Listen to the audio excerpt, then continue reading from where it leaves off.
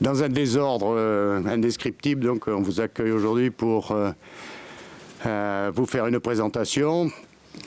J'aimerais un jour vous surprendre. Ça paraît de plus en plus difficile à notre époque. Donc vous ne serez pas étonnés aujourd'hui si je vous dis que Clément Chantôme vient de signer à Bordeaux. Vous l'avez annoncé longtemps avant que la date d'aujourd'hui. Bon. Les négociations se sont très bien passées avec le club de Paris Saint-Germain.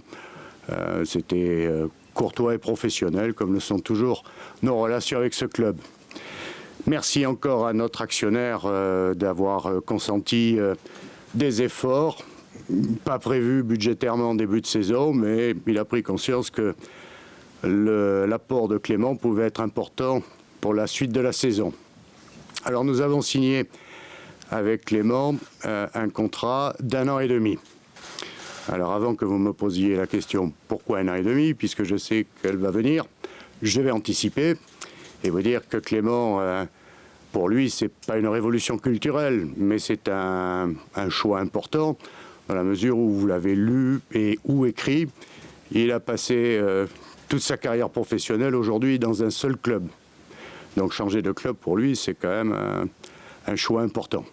Donc on s'est pris ensemble la décision de se donner du temps et donc de signer un contrat d'1 an et demi avec une année optionnelle.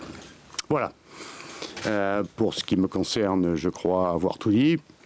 Et je vais demander les questions que vous voulez poser. Nous sommes prêts à y répondre pour que vous soyez... que ça soit bien entendu de tous. Ils se pencheront un peu vers moi à chaque fois pour répondre dans les micros. Voilà. À qui la question, la première? À Clément, qu'est-ce qui vous a décidé à choisir Bordeaux finalement? Viens vers moi mon petit. T'en veux pas. Le club, c'est un club historique de Ligue 1 et puis le coach a émis le désir que je vienne rejoindre le club, donc c'était surtout ça qui était important pour moi, de trouver un club qui me voulait vraiment pour apporter quelque chose, et en sachant que j'ai quitté une situation un peu difficile à Paris où c'était un peu compliqué, où mon temps de jeu était très réduit, donc j'espère ici pouvoir avoir du temps de jeu et me relancer. C'était dur de couper le cordon avec ce club qui... Comme l'a dit le président, c'est toujours un peu compliqué de quitter le club où j'ai passé 15 années de ma vie. Donc c'est quand même assez important. Donc c'est compliqué, mais bon, content d'arriver ici à Bordeaux. Vous aviez quand même des repères, l'année dernière vous étiez à Toulouse, donc vous avez déjà un petit peu coupé les ponts. Oui, mais c'est pas pareil. J'étais prêté et je savais qu'à la fin de saison, j'allais revenir dans mon club. Donc là, c'est un transfert, donc c'est différent et c'est pas la même approche. Justement, là, le regard sera différent aussi, parce que vous allez devenir un joueur de base de l'équipe, alors qu'à Paris, vous étiez plutôt en complément. C'est aussi ça le changement, ça va être le changement de statut. C'est surtout le choix, c'est pourquoi je suis venu ici. C'est pour avoir plus de temps de jeu. À Paris, j'ai fait 2 matchs titulaires, quelques rentrées, donc aujourd'hui, à mon âge, c'était important de retrouver un challenge pour avoir du temps de jeu, m'éclater sur le terrain, c'est quand même le plus important. La prise de contact ce matin, ça s'est passé comment? C'est bien passé, un peu fatigué parce que je suis arrivé ce matin tôt, mais c'est bien passé, tout le monde m'a bien accueilli et j'espère apporter très rapidement à Bordeaux. Et vu de Paris, c'est comment Bordeaux? C'est quoi comme club? Qu'est-ce que tu avais comme idée sur ce club-là? Bordeaux, c'est un club important du championnat qui était très bien parti en début de saison, un peu moins bien, mais envie d'apporter ce que je peux apporter à l'équipe et essayer de remonter, d'essayer pourquoi pas d'aller chercher une place européenne. Voilà. Physiquement, vous en êtes où? Vous êtes bien? Vous êtes prêt à jouer ce week-end? J'ai pas eu de blessure cette saison, tout s'est bien passé. Oui, après, si le coach fait appel à moi, oui, à répondre présent, oui. Vous pouvez nous décrire un peu votre profil de jeu? On dit que vous êtes box-to-box, vous pouvez jouer de derrière, faire un peu tous les postes du milieu de terrain, c'est comme ça que vous définissez? Box, c'est une expression locale, c'est du sud-ouest. C'est comme ça que vous vous définiriez aussi? Bah, je crois qu'à Paris, j'ai joué tous les postes presque sur le terrain. Donc, oui, après, moi, c'est mon poste que je préfère, au milieu relayeur, dans un milieu à 3. C'est où je m'exprime le mieux. Donc, oui, j'ai un peu ces caractéristiques. Je peux défendre et essayer d'apporter aussi devant. Il y a une déception de ne pas avoir eu le temps de dire au revoir aux supporters parisiens ou vous le referez à l'occasion? Ça, je sais pas, c'est pas à moi d'organiser ça. Mais déjà, j'irai sans doute lundi aller voir mes anciens partenaires, leur dire au revoir. Tu laisses derrière toi Papus, qui sera du coup le dernier des historiques au PSG, si on peut dire ça. C'était pas trop triste de le quitter? Est-ce qu'il n'est pas lui trop triste de devoir partir aussi, d'être tout seul? Ça, je sais pas, faudra lui poser la question, mais ouais, il n'en reste plus beaucoup à Paris des anciens. C'est le changement. Question pour le coach. Justement, qu'est-ce qui vous a décidé à essayer de recruter Clément? Quelles sont ces caractéristiques qui vous ont poussé à le recruter? Je crois qu'il les a bien définies lui-même. Clément, c'est un joueur complet. Il sait aussi bien défendre qu'attaquer.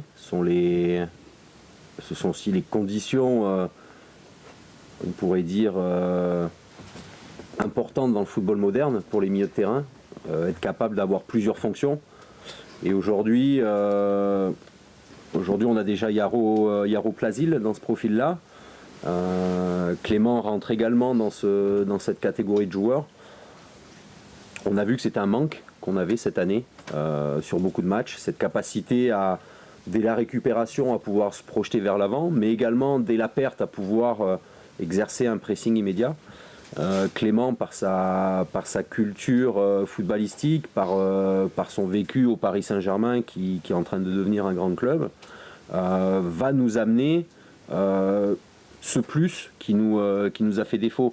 Alors comme le président, alors moi déjà, le président a remercié l'actionnaire, moi je vais déjà commencer par remercier le président, et puis remercier aussi Nicolas de Taverneau, parce que quand on est entraîneur, on émet toujours des souhaits, des désirs, des envies, on peut en émettre tous les jours, toutes les semaines, mais moi j'ai la chance d'être dans un club qui m'écoute, qui m'entend, et surtout qui comprend mes besoins.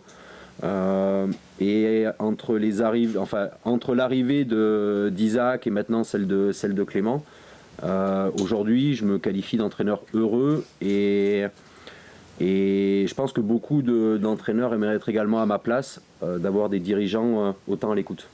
Ça veut dire qu'il n'y aura peut-être pas de départ? Il y avait la rumeur de Greg Serti qui pouvait partir peut-être en Espagne. Ça, c'est des rumeurs incontrôlables, ça se balade, je ne sais pas d'où ça vient. Bon, les Espagnols m'ont dit qu'ils avaient vu ça sur un tweet bordelais. J'en sais rien, donc ça n'a aucun fondement, on n'a jamais eu de contact avec quelque club que ce soit. Le seul départ que l'on aura peut-être pour lui donner un peu plus de temps de jeu, c'est le départ d'un autre Clément. C'est éventuellement le prêt de Clément dans un club de Détroit espagnol pour qu'il joue. Voilà. Clément Badin. Oui, Clément Badin. Justement, Willy, vous disiez que l'actionnaire vous avait entendu. Il est aussi exigeant maintenant, parce qu'il fixe l'objectif de l'Europe. C'est aussi une pression maintenant, peut-être pas supplémentaire, mais assez forte aussi de la part des propriétaires du club. Mais c'est normal. C'est normal, quand on paye, on est toujours exigeant. Quand on va acheter sa baguette le matin, qu'on demande une baguette bien cuite, on n'aime pas l'avoir toute blanche. C'est exactement pareil. Il a consenti à des efforts qui n'étaient pas forcément prévus en début d'année, qui rentrent dans un cadre de renforcement au niveau qualité de l'effectif, parce qu'il y a un nouveau stade qui arrive en fin d'année et que dans un nouveau stade, il faut mettre aussi, dans un beau stade, il faut mettre des beaux joueurs. Et Clément, Isaac en font partie. Et ça contribue au développement du club. Aujourd'hui, pour avoir des ambitions, il faut se donner les moyens de ses ambitions. Et aujourd'hui, l'actionnaire et le président m'ont donné les moyens de nos ambitions sportives en tout cas. Voilà, alors, pardon, je voudrais préciser quant aux objectifs. On dirait que les dirigeants ont des objectifs et que les joueurs en ont un autre et l'entraîneur un troisième.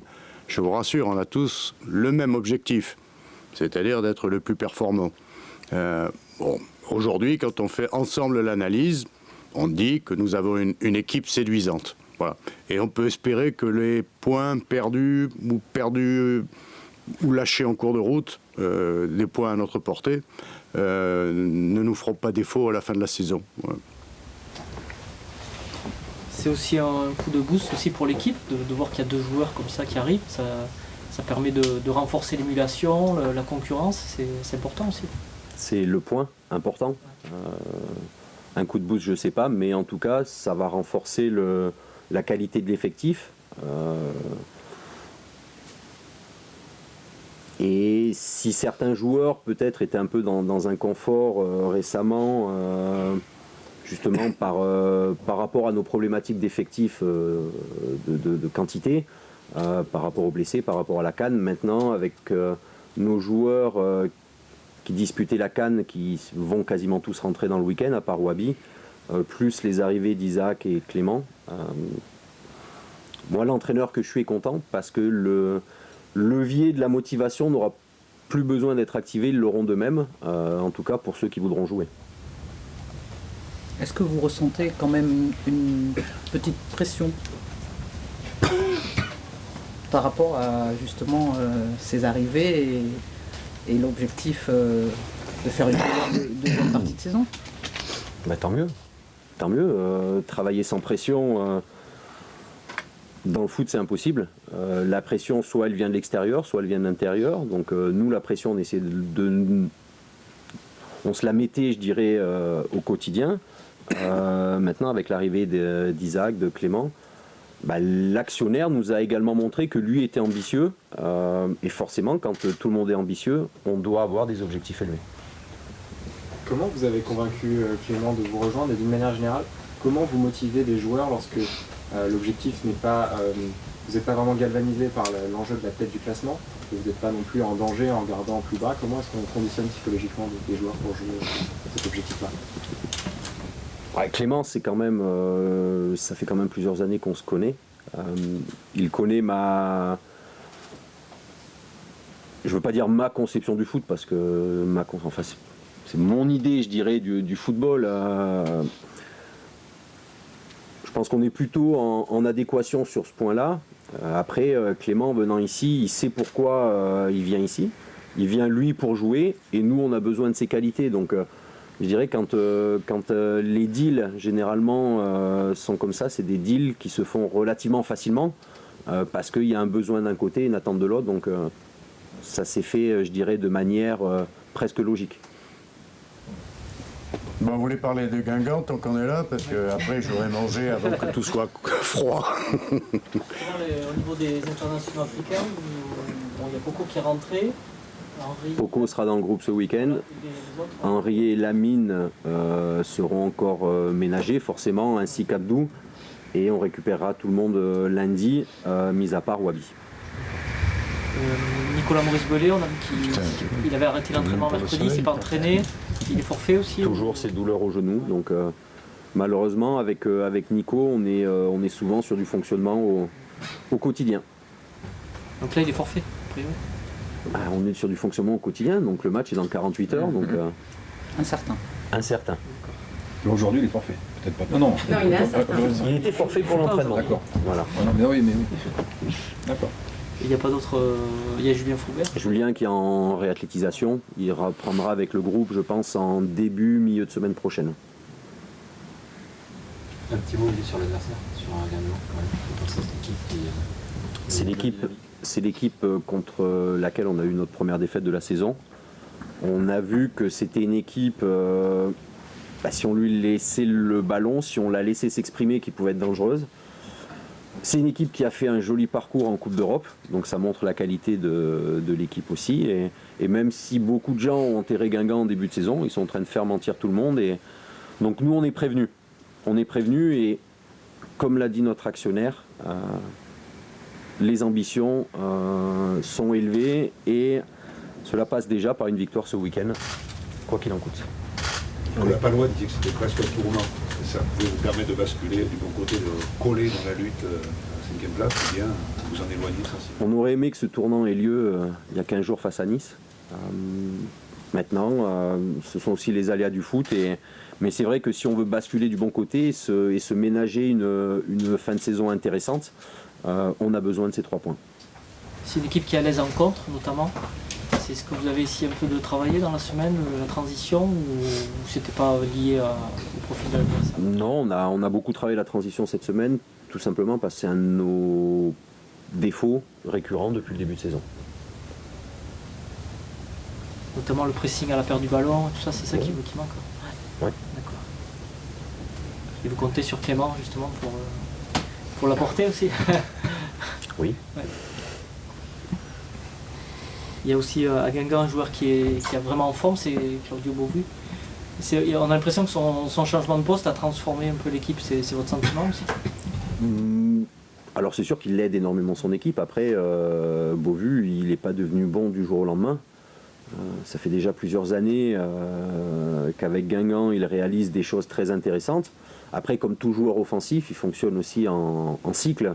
Il y a des cycles mieux que d'autres, mais c'est un joueur qui a un dynamisme exceptionnel, une envie de prouver, une envie de bien faire les choses très forte. Donc c'est un joueur qui est en train de marquer la première division, enfin la Ligue 1, pardon, et on espère qu'il ne la marquera pas trop ce week-end.